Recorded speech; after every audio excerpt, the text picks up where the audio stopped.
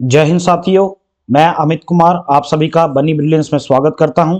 जैसा कि आपको बताया गया था कि अग्निवीर वीरों के लिए एक साइंस सीरीज जो है वो बनी एकेडमी के द्वारा लाई जाएगी और उसका एक सेक्शन जो है वो हमने अपलोड कर दिया है। आज हम सेकंड सेक्शन की बात करेंगे, तो आइए देखते हैं क्वेश्चन।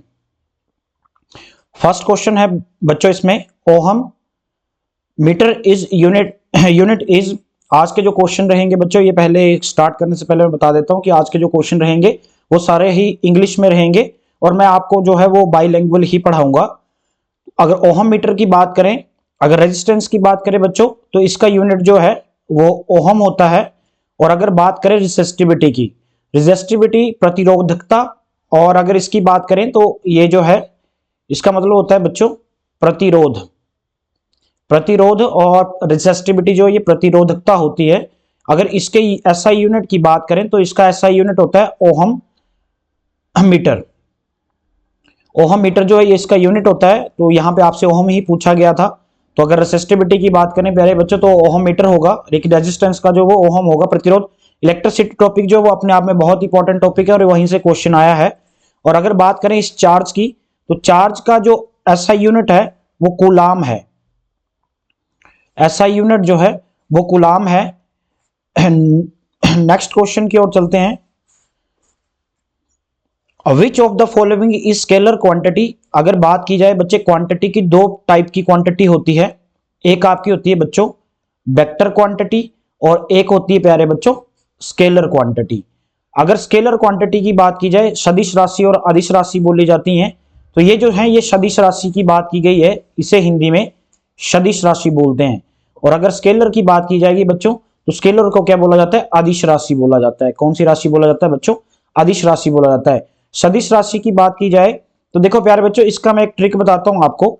अगर सदिश राशि आपको याद नहीं हो रही तो आप एक ट्रिक याद कर सकते हैं कि जितने भी आपके यूनिट है जिनमें ब आता है वो सारे सदिश कहलाते हैं, और जिनमें ब नहीं आता है प्यारे बच्चों वो अदिश कहलाता है। तो सदिश में देखो वेग आ जाएगा, वेलोसिटी जिसे आप लोग बोलते हैं, विस्थापन जिसे आप डिस्प्लेसमेंट बोलते हैं। तो आपसे क्या पूछा गया था कि which of the following is scalar quantity. तो अगर बात की जाए यहाँ पे बच्चों, तो फोर्स की बात करते हैं तो फोर्स का मतलब होता है बच्चे बल। वेलोसिटी की बात करें तो इसका मतलब होता है वेग। प्रेशर की बात करें बच्चे तो इसका मतलब होता है दाब। और एक्सेलरेशन की बात करें तो इसका मतलब होता है बच्चों त्वरण। तो ये चार ऑप्शन है और मैंने आपको बताया अगर ब आता है तो वो कौन सी क्वांटिटी होगी? सदिश क्वांटिटी होगी। और जिसमें ब नहीं आएगा तो आप देख सकते हैं यहां से जो ट्रिक की बात की थी, तो pressure is a right answer. जो सेकंड का आंसर रहेगा बच्चों वो आपका थर्ड ऑप्शन रहेगा। आइए नेक्स्ट क्वेश्चन की ओर चलते हैं। Which of the following is not correctly matched. तो देखिए ये जो क्वेश्चन बनाया गया है, ये टाइप करने के लिए मैंने ही क्वेश्चन दिए थे। ये जो बनाया गया इसमें, इस क्वेश्चन में आपके चार क्वेश्चन क्लियर होंगे। तो हमारी यही कोशिश रह रही है कि एक क्वेश्चन से अगर आपके चार क्वेश्चन क्लियर हो जाए तो इससे अच्छा और कुछ भी नहीं हो सकता है बच्चों आप लोगों के लिए। तो एनीमोमीटर की बात करें तो ये विंड स्पीड को मेजर करता है कि नहीं, ये पूछा गया आपसे। ट्रैकोमीटर की बात करें तो ये क्या प्रेशर डिफरेंस को मेजर करता है। पायरोमीटर की बात करें तो क्या ये हाई टेम्परेचर के लिए यूज होता है। और अमीटर जो है इलेक्ट्रिक करंट के लिए। तो जो बेसिक है वो तो आप लोगों ने पढ़े ही होंगे। अगर इलेक्ट्रिक करंट की बात की जाए तो आपको पता है ये एम मीटर में ही मापा जाता है। और अगर हाई टेम्परेचर की बात करें, मान लीजिए कि आप रेगिस्तान में हैं और रेगिस्तान में आपको कहीं दूर जगह पे देखना है और किसी चीज का टेम्परेचर आपको मेजर करना है कि वहां का टेम्परेचर क्या है, तो आप किस चीज का यूज करेंगे बच्चों? आप पायरोमीटर का यूज करो, तो वहां से आपको पता लग जाएगा। ट्राइकोमीटर, ये ट्रैकोमीटर है, स्पेलिंग थोड़ी सी गलत हो सकती है यहाँ पे। ट्रैकोमीटर का मतलब होता है किसी चीज को ट्रैक करना।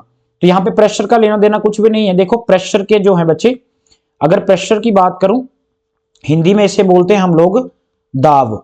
और दाब की बात करें तो इसको हम दो यूनिट हैं इसके, एक है आपका बच्चों पास्कल और एक यूनिट जो है बच्चे वो है आप लोगों का बार। तो पास्कल की बात की जाए तो वायु प्रेशर, एटमॉस्फेरिक प्रेशर जो मेजर किया जाता है वो किसके साथ किया जाता है बच्चों?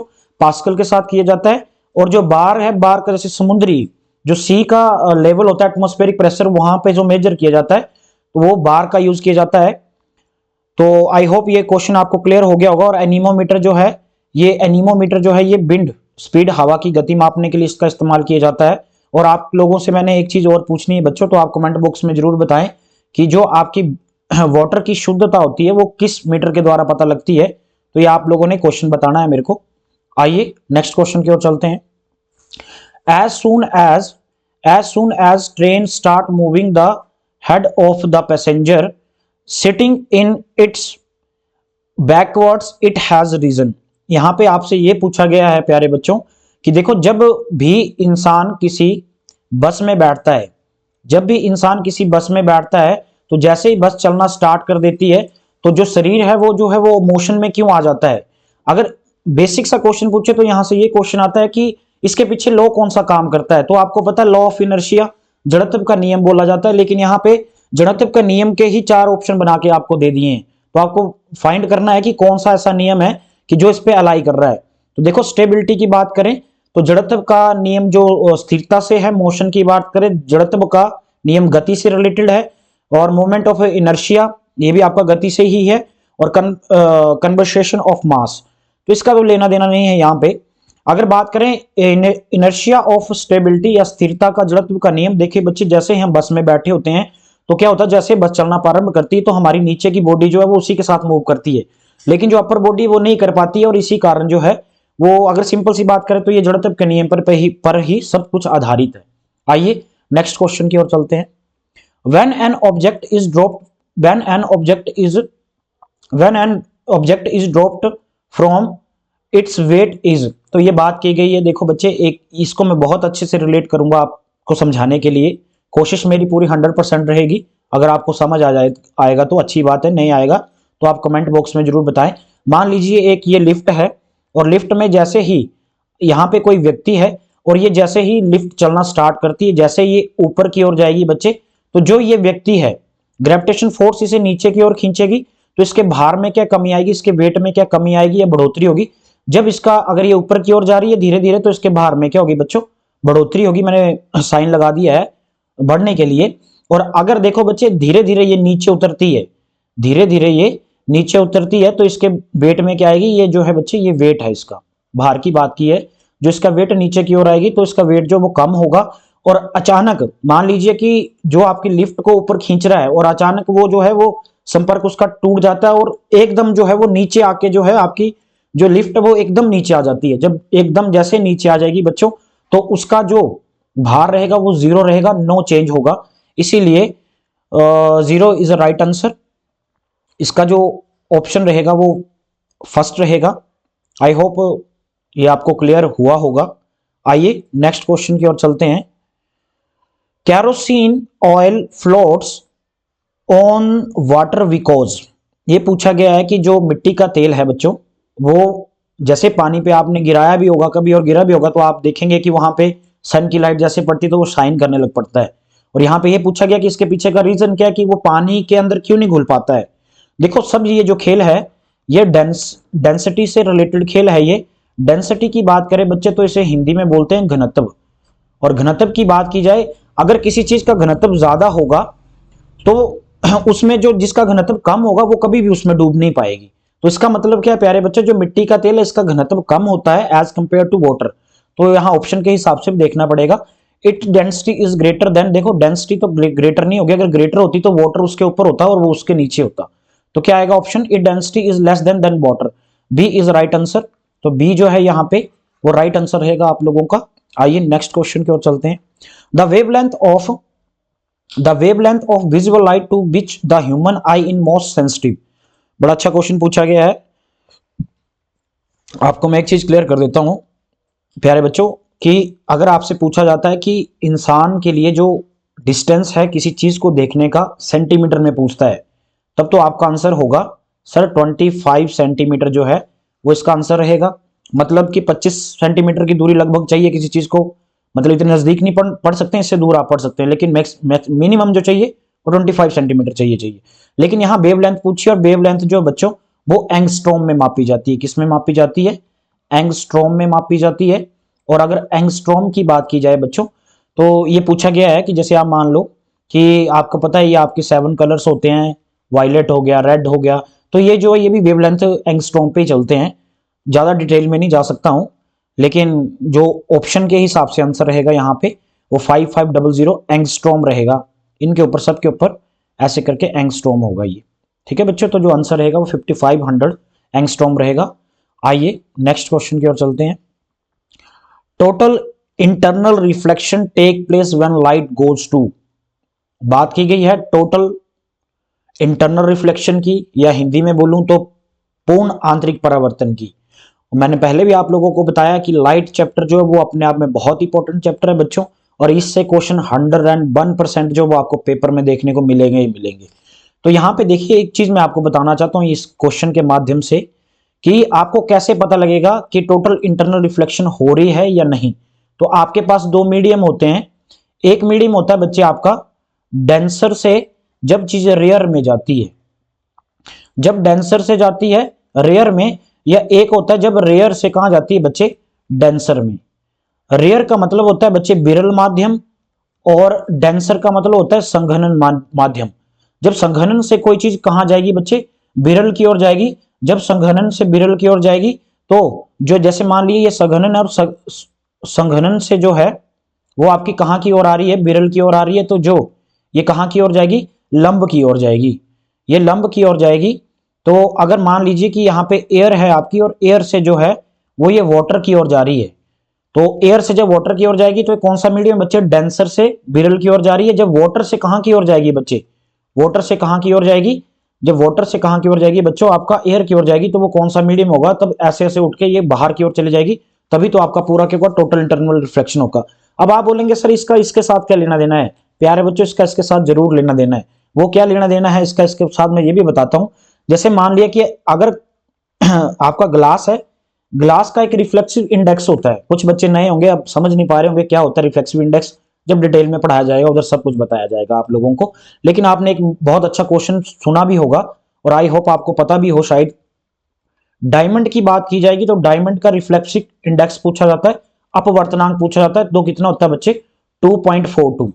ये क्वेश्चन मोस्ट इंपोर्टेंट है और आप याद जरूर कर लें और नोट डाउन भी करें। तो देखो जो रिफ्लेक्सिव इंडेक्स है वो क्या है, अगर मैं बात करूं डायमंड टू ग्लास जाएगी कोई चीज, तो क्या होगा बच्चे, उसमें टोटल इंटरनल रिफ्लेक्शन होगा। तो आई होप बहुत ज्यादा एक्सप्लेनेशन होगी इस क्वेश्चन में। नेक्स्ट क्वेश्चन की ओर चलते हैं। तो देखिए आपकी स्क्रीन पे नेक्स्ट क्वेश्चन, क्वेश्चन नंबर 9 की बात करें बच्चों, तो क्वेश्चन नंबर 9 जो है, in which direction is the rainbow visible at 12 noon. बहुत अच्छा क्वेश्चन पूछा गया है और लॉजिक भी बहुत अच्छा लगाया गया है। देखिए बच्चे बात की जाए अगर रेनबो की, बात की जाए रेनबो की, तो रेनबो आप सभी ने देखे होंगे, ऑब्वियसली देखा ही होगा, इंद्रधनुष जिसे हिंदी में बोलते हैं, तो आपने देखा, पर आपको उसके बारे में थोड़ा सा बता देता हूं मैं। एक सेकेंडरी होता है बच्चे और एक प्राइमरी होता है, दो प्रकार के होते हैं, एक प्राथमिक होता है और एक द्वितीय होता है। ठीक है, इसको डिटेल में मैं जाऊंगा नहीं ज्यादा।